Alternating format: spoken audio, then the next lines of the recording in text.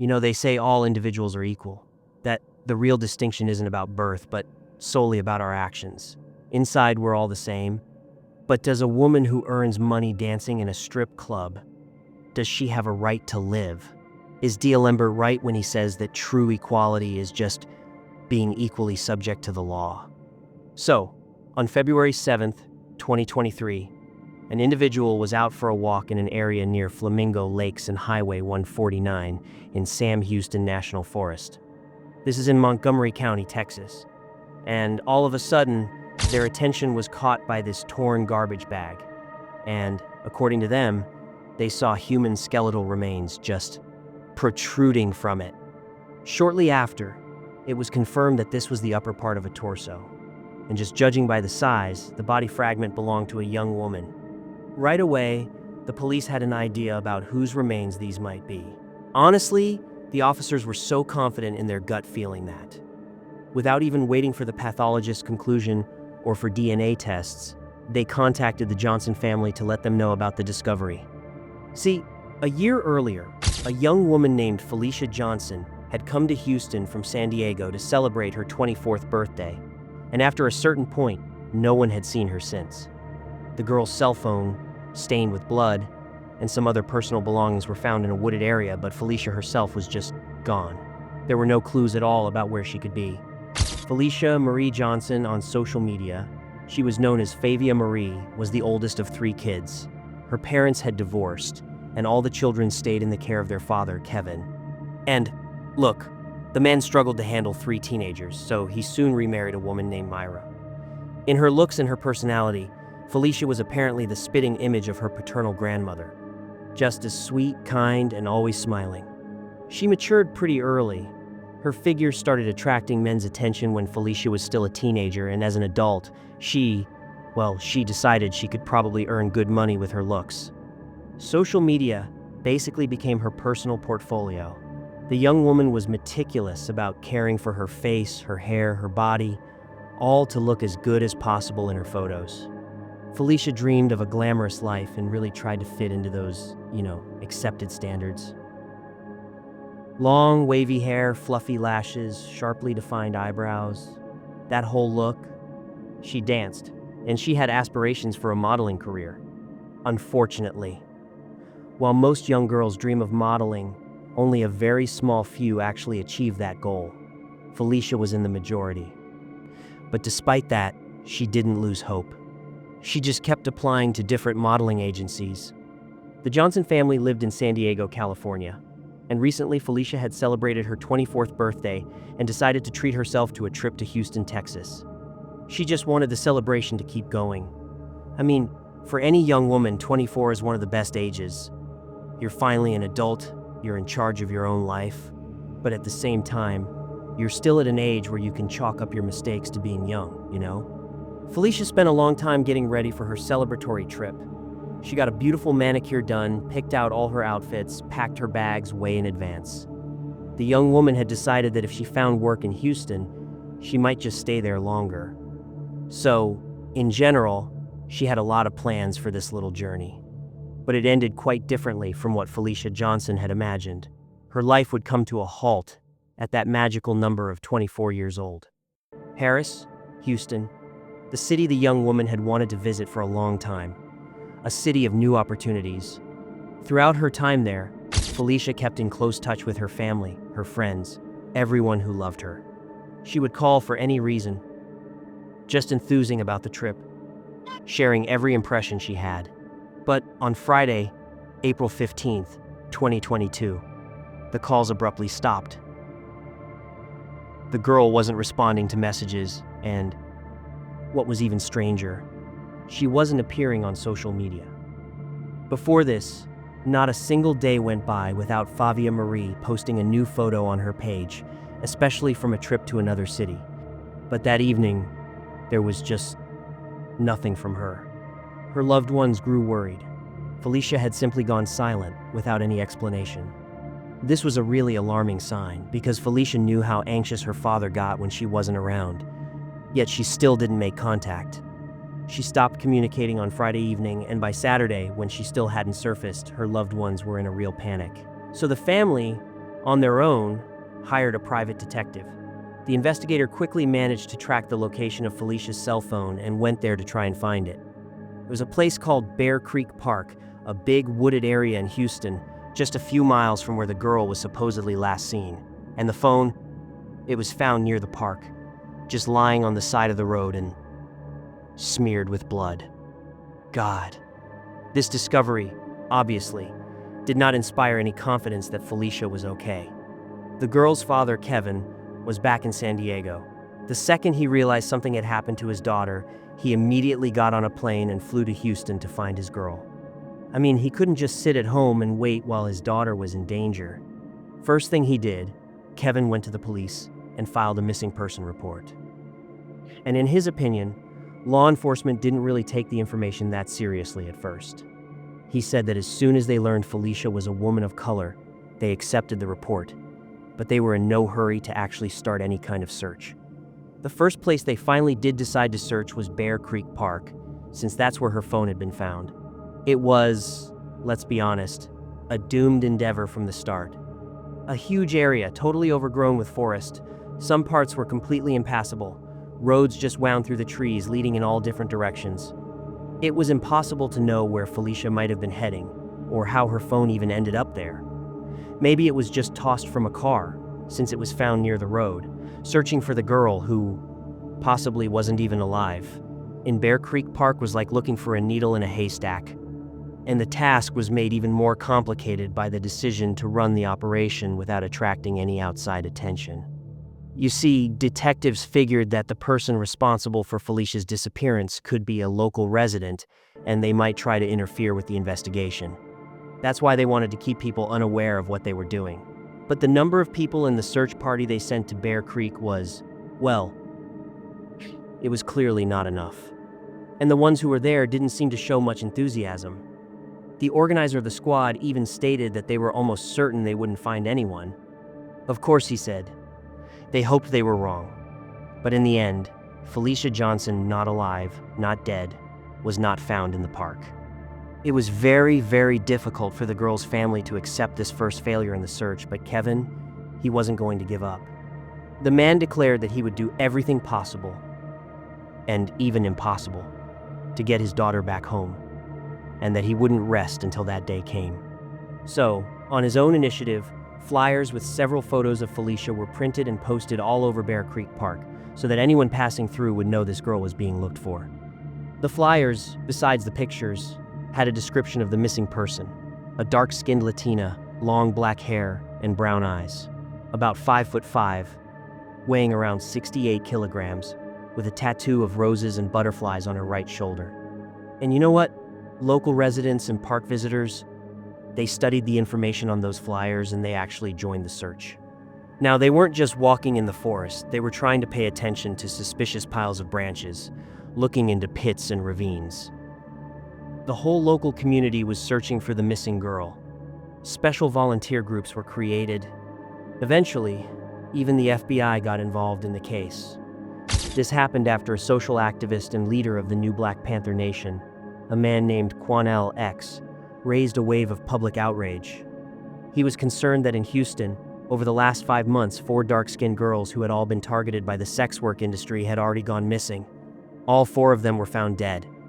And in each of those cases, the authorities had deliberately delayed the investigation. So, to the horror of the community, it looked like Felicia could become the 5th victim on that list. Jesus Christ. At a press conference on April 20th, Quanell X called on the entire Houston community to stand up for Felicia and help investigate her mysterious disappearance. And it was only after the activists spoke out that the police began to take some real measures to find her. However, despite all the activity in the area, the only other thing they found was Felicia's purse.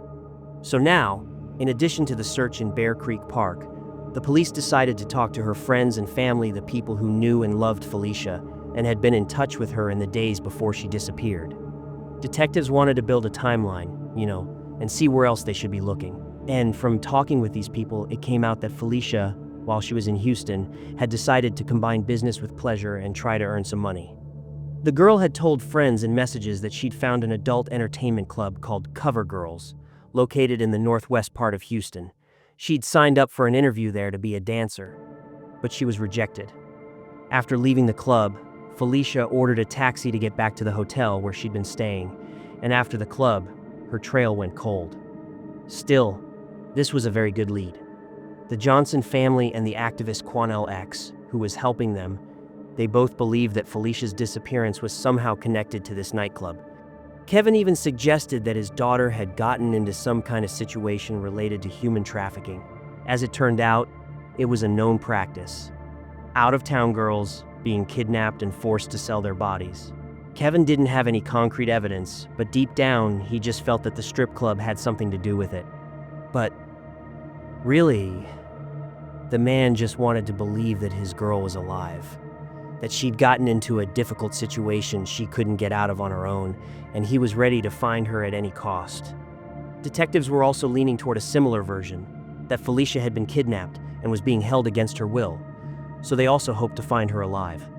The authorities figured that wherever she was being held, there might be a television or a radio, so they asked Kevin Johnson to make a statement and address his daughter directly. It was a way to talk to her, to let her know she was being searched for. An appeal like that could help her stay strong and not lose hope. And on top of that, Kevin's appearance on television was also meant to reach out to any caring people who might have seen something or known something but were hiding it from the police. The man said that all of her friends and loved ones love Felicia, they miss her, and they mention her every day in their prayers. He asked his daughter not to lose hope for rescue, and he promised that he would not rest until he brought her home. The father also addressed the kidnappers, stating that the family would never stop and that he, personally, would begin to hunt for the person holding Felicia captive. To be honest, Kevin and his whole family felt that they were the only ones who were truly concerned about his daughter's fate. They were sure the police were not doing their jobs the way they should, because everything that had moved the investigation forward, it wasn't done by law enforcement. The missing girl's phone was found by a private detective. Her purse was discovered by a group of volunteers. And even now, it wasn't the Houston Police Department addressing the public, but Felicia's father. And this whole state of affairs just made Kevin feel even worse. 2 weeks after Felicia went missing, her family, friends, and other concerned people gathered near the city administration building, hoping to draw the mayor's attention to Felicia's case, and to how law enforcement was handling the investigation.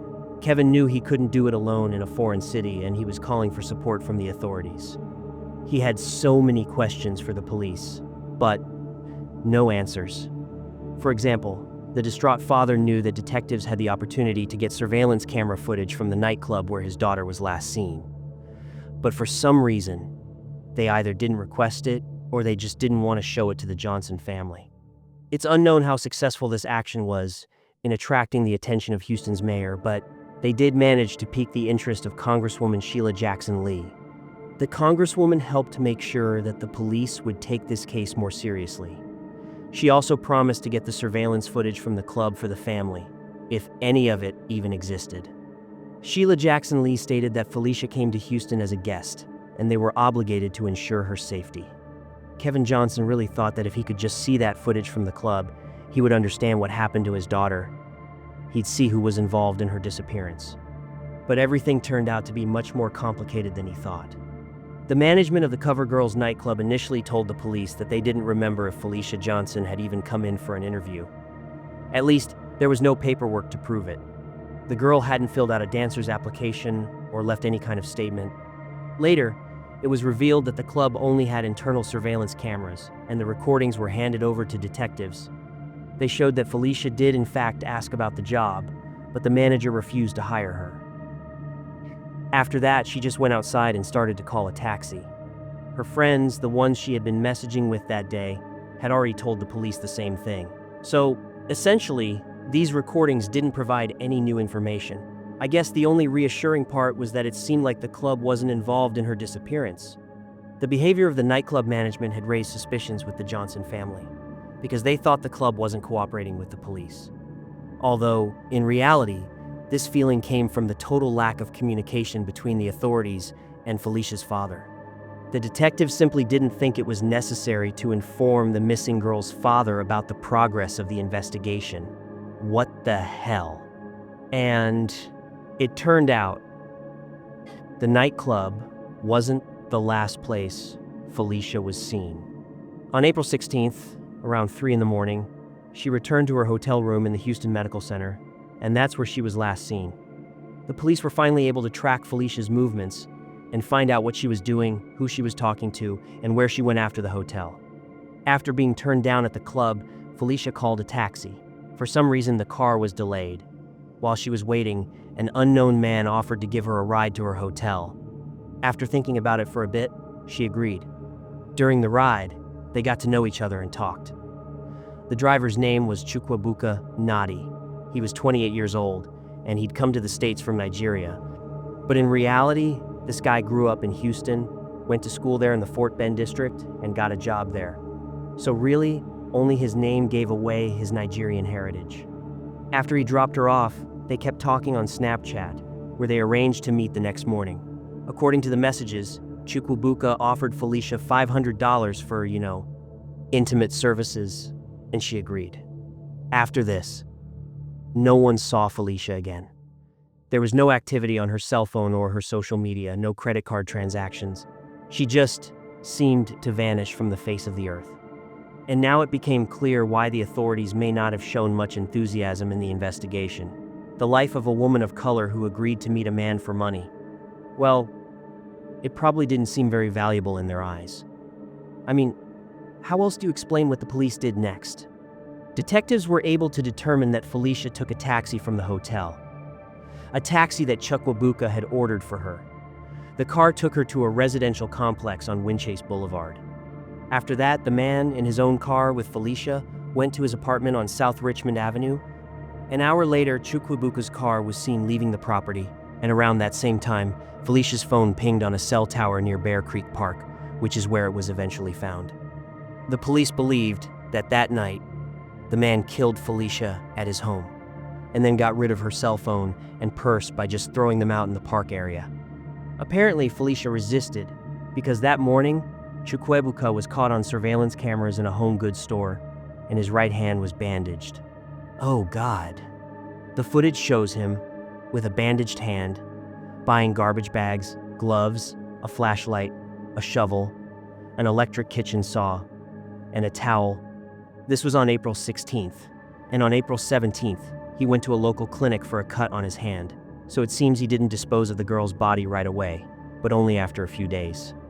He dismembered her body to make it easier to hide. Jesus Christ. After the police found out that Chukwuebuka had ordered that taxi for Felicia, he became the #1 suspect. Later, detectives were able to look at the search history on his cell phone, and it was horrifying. The man was searching the internet for how to become a serial maniac. This meant Chukwuebuka was planning to flee. So, the attack on the young woman was premeditated, and that woman just happened to be Felicia Johnson. On May 13th, 2022, the police had an opportunity to take Chukwuebuka into custody, but they didn't do it. After this, though, the missing person case was changed to a criminal investigation. Even though the body was never found, the authorities believed the girl was dead. This was all just so difficult for Felicia's father to accept. He didn't want to believe that his daughter was no longer alive, not until the very end. Kevin tried his best to keep himself together and not break down. But the inaction from law enforcement just undermined any faith he had left in a good outcome. So, on that same day, May 13th, Chukwuebuka was arrested for a traffic violation. This was a month after Felicia disappeared. They confiscated his phone, and they searched his car, after which they released him, without charging him with any crime against Felicia. I mean, in his car they found a 9mm pistol, cleaning supplies, a whole bunch of latex gloves, a shovel, and stuff like that. Dried bloodstains were found on the back seat and in the trunk, and those were taken for analysis. As the authorities explained it, they just didn't have enough evidence to bring charges against him. So they detained him, interrogated him, and let him go. But before they did, they took his cell phone to examine. They also had a warrant to search his apartment. But the suspect wasn't planning on going back home. As soon as he was released from the police station, Chukwuebuka disappeared. Meanwhile, the police examined his cell phone and searched his apartment. And this investigation revealed the bitter truth. Bloodstains were found all over the suspect's apartment.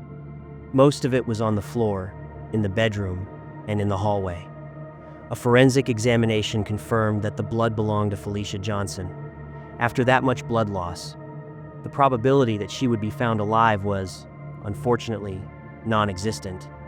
Checking Chukwuebuka's cell phone revealed an even more horrific picture. Photos of several deceased women were found in the gallery. One body was dismembered and photographed. There was no confirmation that the photo was of Felicia Johnson. But, given the condition her remains were found in a year later, you can't rule out that possibility. No specific information about the bodies in these photos was ever found either. The women weren't identified. There was no metadata. However, detectives did find materials from one case where Chukwuebuka had been accused of harassment. It turns out that a few years earlier, a woman had reported to the police that she was attacked by a man. He tried to force her into having sex with him, right there in his car. By fighting back, the woman was able to escape. The attacker tried to chase her, but she managed to hide. So the victim got away with just fear and emotional distress. The attacker's name was Chukwuebuka Nadi. The problem was, later on, the woman didn't want to cooperate. She told the police that everything she had said earlier was untrue and that there had been no violence against her. The woman, without any explanation, just said she didn't want to press charges against Chukwuebuka. The police didn't investigate why this happened, but the fact remains. The suspect in Felicia Johnson's death had a history of attacking women. The blood of the missing girl in Chukwuebuka's apartment, the photo of a dismembered body on his cell phone, and all this other irrefutable evidence, it all surfaced the moment the man had already been released without any charges. Goddamn. If law enforcement's actions had just been more coordinated, the perpetrator would have already been behind bars. As soon as the police realized the mistake they'd made in releasing Chukwuebuka, they quickly brought charges against him in light of all the new circumstances. This happened in June of 2022.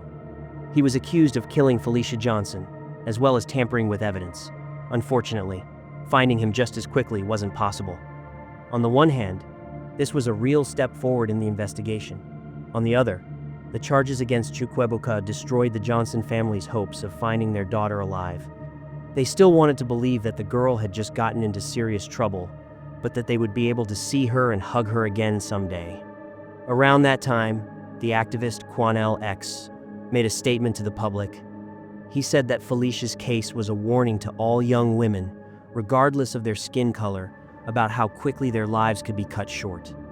He called on people to look around and really see if there was anyone in their own lives who could so easily steal a life, just like Felicia's. After all, only by working together can this wave of violence against women be stopped. A reward was offered for any information that would lead to Chukwuebuka's arrest.